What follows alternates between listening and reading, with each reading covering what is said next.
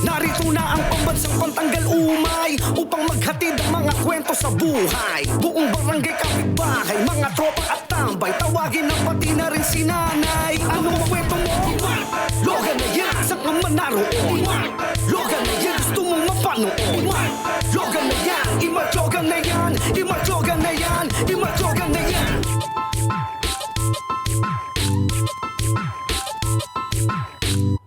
Hello, galogs mga kapatid! Narito na naman ang Music Kaka, maghahatid ng good vibes kwento, pangontra sa init na perwisyo.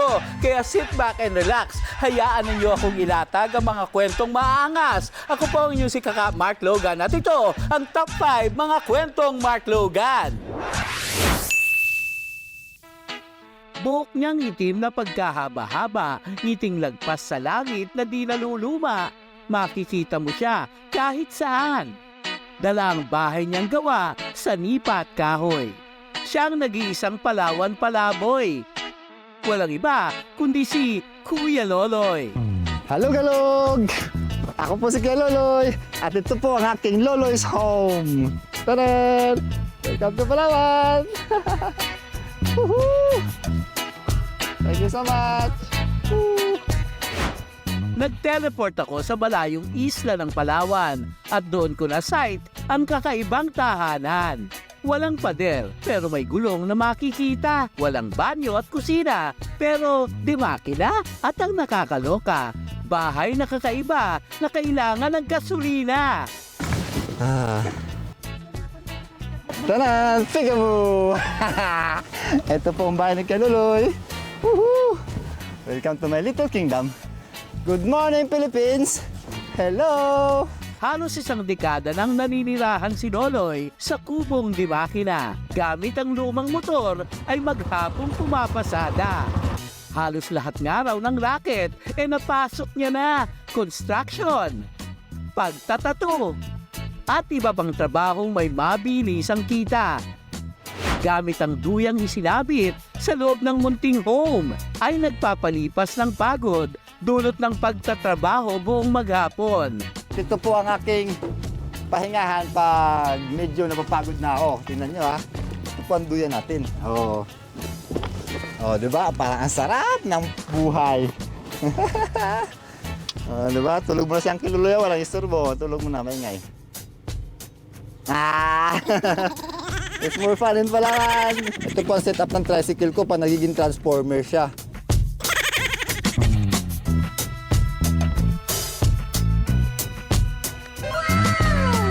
Oh, ha? Tapos, good night Philippines. I close my door. Good night po. Habang waiting sa pasada ay ayun, tamang ayos lang ng kanyang bubong, nasilungan sa tuwing pagod o masama ang panahon. Nililibot ang Palawan para makipagsapalaran. Ang dahilan, walang iba kundi ang tatlong ito na kanyang anak-anakan. Dito naman po yung mga bata na nalagaan ko simula na isang taon. Ito nga po pala si Dada. Ito si Butchok. And ito po si Kalbo. Dahil nakita ko po na kailangan niya ng tulong. So, wala naman po akong ginagawa. So, binigay ko yung buhay ko sa kanila ng 15 years para tulungan silang dalhin sa school at maging maayos ang mga buhay nila. Wala mang asawa si Loloy ay pinilit kumalinga. Di man siya ang totoong ama pero buong buhay ang kanyang itinaya. Tuwing Sabado lang daw siya nagkakaroon ng pagkakataon para bumisita. Dala-dala ang pangtustos sa mga anak-anakan na buong linggo niyang kinita.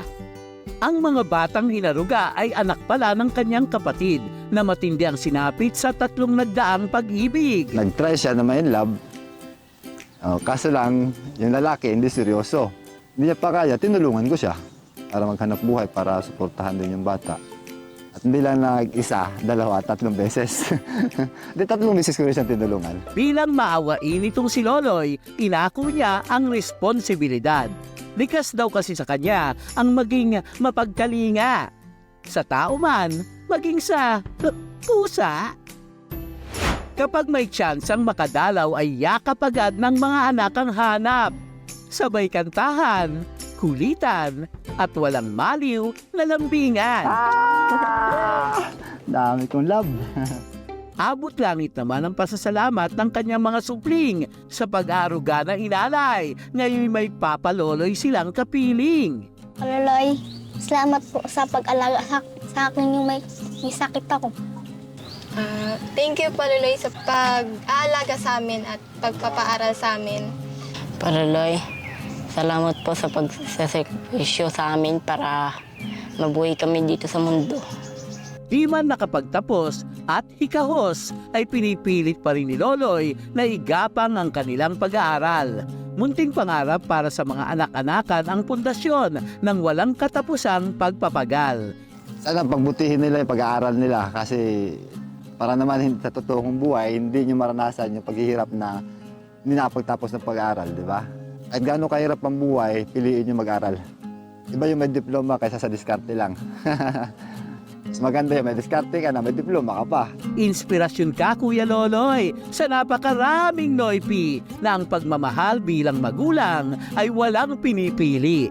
Pagkalinga, pagsusumikap at walang hanggang pagmamahal. Yan ang katangian ng magulang na walang limitasyon ang pagpapagal para sa anak at para sa mga minamahal.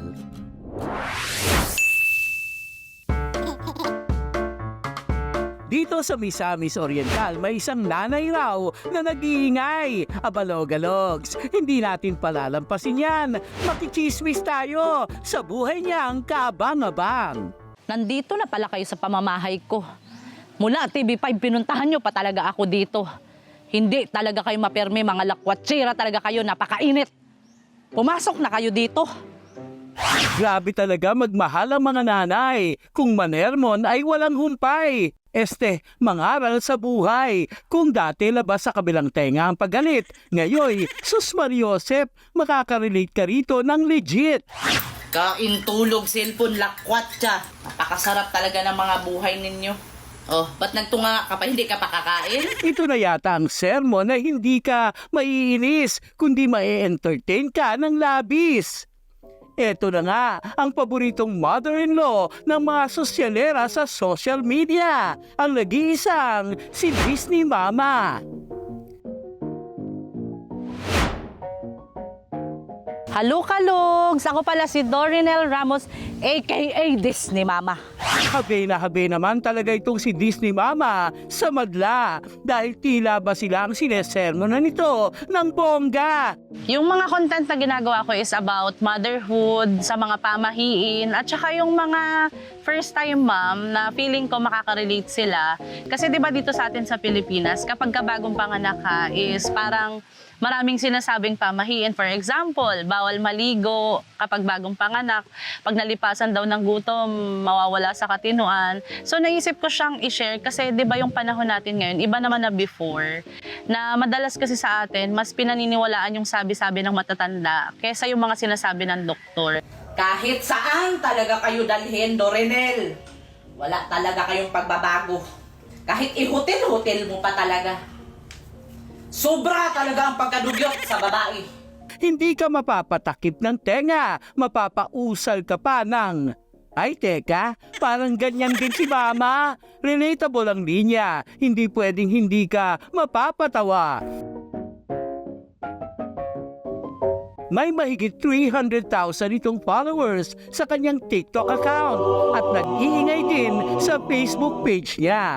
Halos 6 na taon pala siyang nagbablog. Bago mag-boom, ilang tao din ang hindi umayon. Huminto pero bumalik sa passion. Nag-start ako mag-vlog 2017. Pero before kasi, iba yung mga content na ginagawa ko. Then, nag-start ako kay Disney Mama 2023. Talagang nag-focus ako na mag-content about sa, ayun nga, kay Disney Mama at Dorinel. Doon siya nag-start din. Talagang yung nag-viral ako netong January 2024. Ibang-iba si Disney Mama sa likod ng lente ng camera. Galit-galitan lang pero kwela. Sa likod ng camera, malayo yung nakikita nyo na character ko sa online or sa social media.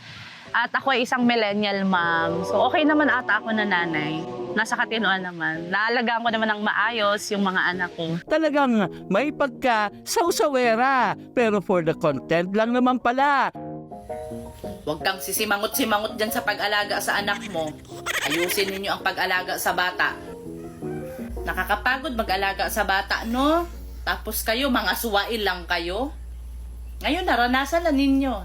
Slay talaga itong si Disney Mama. May matututunan ka. Kahit kay Dory Neal siya'y bungangera. At ang mga netizen sa social media ay inisakwela. Alam ko nakakapagod maging nanay, pero laban lang. Kapag napagod magpahinga, grabe din talaga kasi yung obligasyon natin bilang isang nanay. Ito yung trabaho na walang sahod, trabaho na 24/7 talaga. Hindi nakapagtataka kung bakit kinagigiliwan si Disney Mama. Umaapaw sa humor na baon-baon niya. Bilang isang nanay, sana wag nating pangunahan yung mga anak natin sa desisyon nila bilang isang nanay din sa mga anak nila. At tayo namang mga nanay or lola, hayaan na lang natin magpakananay yung mga anak natin sa anak nila dahil nagkaroon naman na kayo ng chance na maging nanay sa mga anak ninyo.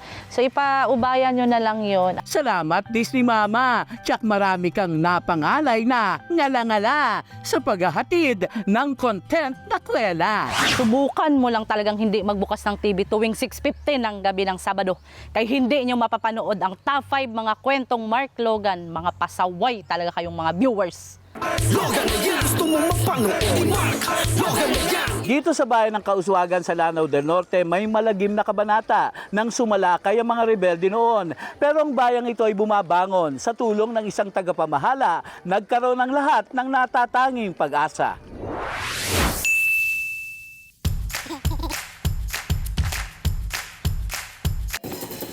Ito ang bayan ng Kauswagan. Tuwing sasapit ang kapistahan, masaya, maligaya. Lahat na ata ng deskripsyon pwede mong gamitin para ihulma kung gaano na bago ang mood ng mga tao dito. Dati-dati walang ganitong kasayahan. Dati-dati nagmumukmuk ang Kauswagan. Takot na any moment. Lalo na sa gabing madilim, may maghahasik ng lagim. March 2000, inatake ni Commander Bravo itong bayan namin.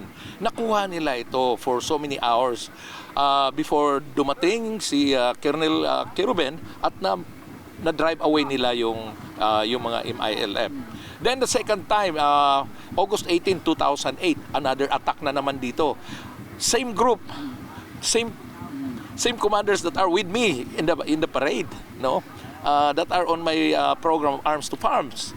Kaya ito ang karaksa noon talagang matindi. Ang mga tao ay lumayas dito sa bayan dahil inukupay na ito ng MILF. Now we have transformed that. Wala na yan ngayon. We were able to make the people return. Yung mga IDPs natin nandito na bumalik na. In fact, we have grown in population in Kauswagan. At ang dami na ngayon namin dito. And then people are sumusunod na sa batas dahil we also deliver yung dapat i-deliver ng mga services coming from the government to the community. Sa kahabaan ng longest boardwalk na ito, nakita mga mamamayan na nagtatakbuhan, lumilikas, bata, matanda, buntis o uugod-ugod man at di na kayang umusad patungo sa kaligtasan. Dito na inabot ng pagyao, dito sa Daungan. Mahigit sa 20 taon na namumuhay ng masagana doon sa Amerika, napilitang umuwi si Mayor Arnado nang mabalitaan ang mga kaguluhan sa kanyang bayan. Tulad ng ama na naglingkod noon, ngayon hinangad ni Mayor Arnado na magkaroon ng kapangyarihan upang harapin ng harapan kung ano bang pinag-ugatan ng pananalakay ng mga rebelde sa walang kalaban-laban niyang bayan. Nung time na yun, Mayor, mga ilan po sila? Ilang Ang pumasok dito? From all points, I think mga more than 500. Punong-puno daw ito. Nasa US naman ako. Punong-puno daw ito ng mga rebels dito. Takot, no? Oo. Punong-puno ito ng mga rebelde. Dito, ito ng lugar na itong office na to, dito ang mga hostages. Unang pinagtuunan niya ng pansin sa bundok magtungo at akyatin, bisitahin ang bawat commander ng Moro Islamic Liberation Front o MILF. Ang grupong ito ang nasa likod ng pagkubkob sa bayan ng Kauswagan at alamin mula sa kanila ano bang problema nyo. At dito, nagulat si Mayor sa kanyang nalaman na sa dekada-dekada nilang pakikipaglaban, isa lang daw ang tunay na dahilan. Seeing it, we realize na peace and order is just anak lang pala ito ng something. Tunay na dahil. Realize namin na hunger ang gutom lang. Ang problema namin dito, imagine that. The government refuses its role as a government. Walang na-deliver ng mga basic services sa bukid. For so long period of time, ang mga taga-bukid was so discriminated, biased ang approach ng government to them. At nang makabuelo si Mayor, inilunsad niya ang Arms for Farms movement. Naglaan ng mga lupain para sa mga rebelde upang ito ay kanilang pagyamanin. Mula sa pagiging rebelde, ngayon, heto na po mga commander. Ibinaba ang mga armas na nakamamatay upang magpayabong ng mga pananim na nakabubuhay. Yung mga katohan namin siniminar sa pagtatanim. Sa pagtatanim anong tanim para lahat ng mga commander makabagong buhay. Mayor dito sa Kauswagan palagay nagbibisita sa aming mga farm. So marami pang mga kasama namin doon sa taas na gusto nila sumali sila sa Arms to Farm dahil nakikita nilang Arms to Farm nga talagang maganda. Marami ng mga kuha namin sa Arms to Farm ni Mayor Arnado. Maganda na buhay namin ng mga pamilya namin. Ngayon, eto na ang hugyaw sa Kadagatan Festival. Sa parada, VIP ang mga dating nanggugulo. Binigyan ng moment ng kanilang alkalde. Binigyan ng importansya ang mga rebelde.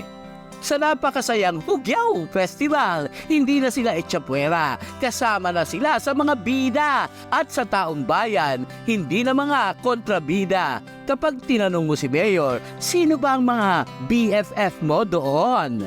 Isasagot niya sa iyo, sila ang kanyang mga best friends forever doon.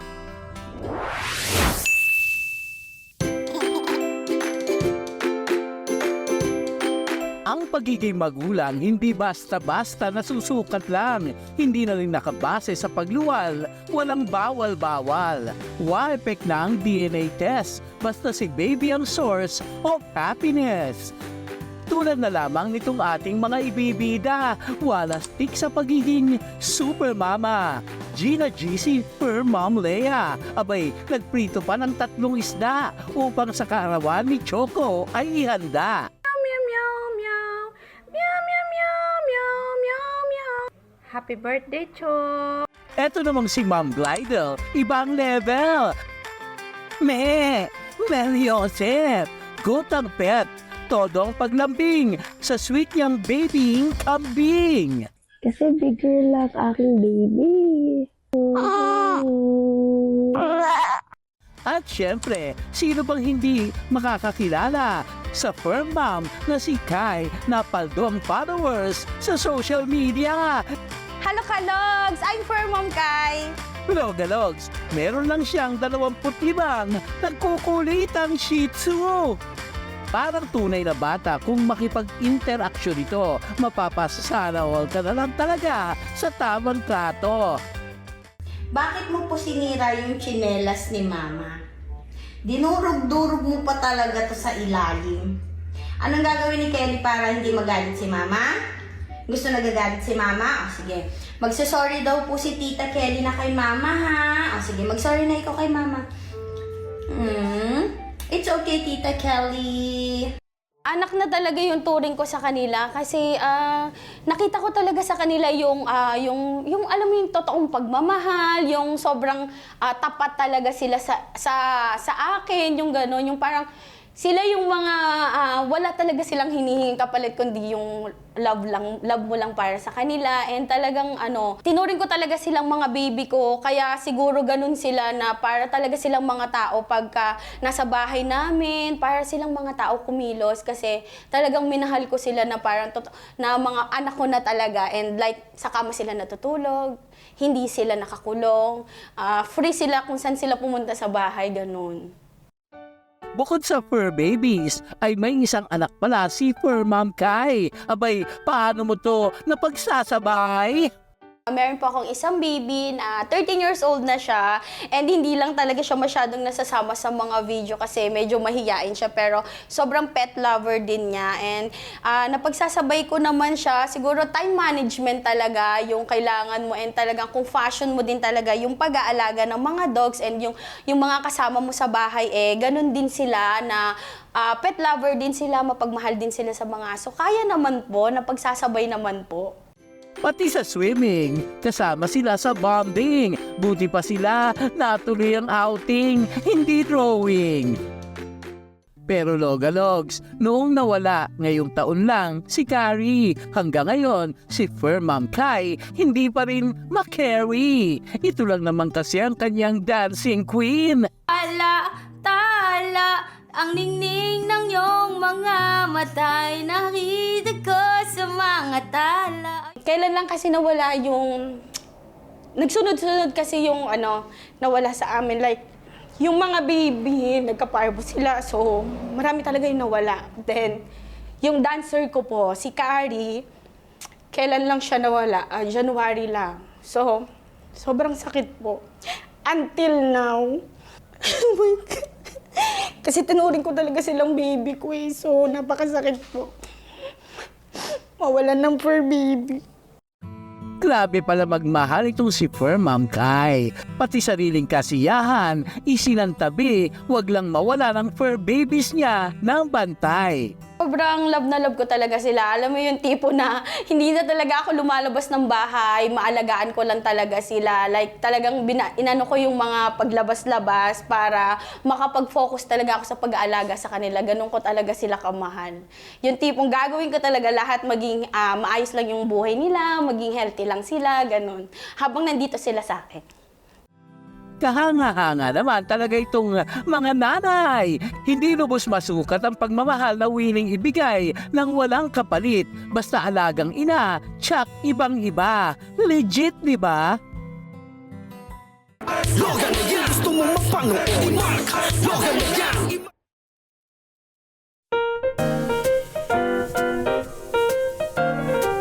Nagsulputan ang Lipares ang maalta presyong ka. Hindi pa nakakaalta ang presyo nila. Kanya-kanyang teknik para makabenta. Gamit ang utak na matataba. Kaya patok sa panlasa ng masa. Dito sa Malabon, hindi lang pansit ang mainit. Pati sabaw na ang linam na may abot langit. Lalo na mga sahog. Sure na ikay mapapapikit. Guys, pag gusto nyo makita San Pedro, punta lang kayo dito. Kay Paring Pakol. Kahit hindi ka magsimba, kay Lord, ikay mapapalapit. Pati ang mga menu nila, nakakakaba, mild stroke, ER, at ICU ang nakalista. At ang mga kalapate, pamilyar ba? Kulang na lang ng abuloy at kandelabra. Ang paboritong lechon at chikabi, kapares ng sinangag o mami. Ang puso mo'y double time sa pagwo-work sa kanilang anli taba na nagtutwerk. Sarap ng pares ako the best dito sa Malabon. Yung lechon nila na kahit nasa sabaw na, di lumalambot, malutong pa rin. Kaya the best talaga. Kaya itong si Kuya, bago pa mapangiwi, sinagot na namin ang libreng pa-BP. Uy, medyo may lagabog na ata, pero huwag kayong mag-alala, gagapang ka lang ng konti sa kalsada, may nakaabang na ambulansya. Pero kung anli na pang summer din ang hanap mo, dito sa Laguna dumayo ako. God save us ang aming panalangin. Hindi sa biyahe, kundi sa aking kakainin. Pamulaklakin meets pachicharunin. Nasa skincare man ang kanyang frame, ang negosyo niya ay hindi dito nag-endgame. Hello Galogs, mga kalogan at mga nakatutok sa top 5, mga kwentong Mark Logan. Ako po yung may kasama ngayon. Swerte ko po at nakasama ko po ang isang napaka-famous, no? Si Ma'am Rosmar o Rosemary Tan Pamulaklakin. Ako naman po si Mark Pachicharunin. Ay, parang magkatunog po. Meron tayo dito sa harap natin. Anong tawag Yes, meron natin? po tayong Rosmar Pares Overload and Rosmar Singkit Joy. Kasi singkit kasi Chinese. Cute. So, paano? Anong pag in-order nila, mga magkano naman ito? So ito po guys is 100 pesos lang, Rosmar Pares Overload. Meron na po yung unli rice, unli sabaw, meron ka pang isang soft drink. Tapos bukod doon, meron ka pang unli swimming, unli basketball arcade, unli gala dito sa buong 1 hectare natin. Tapos unli aircon. Yes, pwede rin po sila magstay sa aircon, sa mga kubo natin. Wala pong extra fee yun. And unli rin po sa paglalaro sa mga slides yung mga bata. Siyempre, ang layo ng biyahe ko. Papayag ba tayong walang pasampol? Morning, ito ang kinakain niya rito. Ayan po, tignan niyo. Ayan po ay made of pork na nung inakala niya, tinamad siya sa pagkakatas ng beef. Nalaman niya na pwede pala siya sa pork at napakasarap din po. No? Di ba nagsimula ka skincare? Yes. Tapos parang may gimmick doon na totoo naman no, na yung mga customer mo nakikita na. May pasabit-sabit ka ng mga bills doon. Opo, yun po ang tinatawag namin pasingit. Pasingit. Parang Yes. namumudmud ka talaga para sa Yes iyo mga po. Nag-iimbestiga pa ako eh. Oh! Ay! May pera. Ay, Andy, suklin niyo po yan. Dito, hindi lang pares ang kumukulo. Naglibot kami sa resort niyang Pakulo. So ito po yung mga itsura ng mga kubo natin. Yan yung sinasabi mo na pagdating nila dito, libre nilang ma-occupy. Yes. First come, first serve. Opo, first come, first serve lang po talaga dito. Sa presyong 100 pesos lang, unli rice na, unli sabaw na. Pwede kang mag-refill dito anytime and may isa ka ng soft drinks. Sarap! Masarap ba ang pares dito? Masarap! Nakapag-dinner na ba ang lahat? Meron akong konting paalala tonight. Ang puso mo, gulatin mo naman sana. Gulatin mo ng iba pang masustansya. Tandaan, hindi lahat ng kumikinang ay ginto. Dahil madalas, baka kolesterol na to. Hanggang sa susunod na kwentuhan, samahan ang iyong pambansang pantanggal umay. Sabay-sabay nating basagin ang lumbay. Pag-ani ng trip ng buhay. Ako po ang music kaka Mark Logan po. At ito ang aking top 5 kwento. Ano ang kwento mo? I-Mark Logan na yan. Saan ka man naroon? I-Mark Logan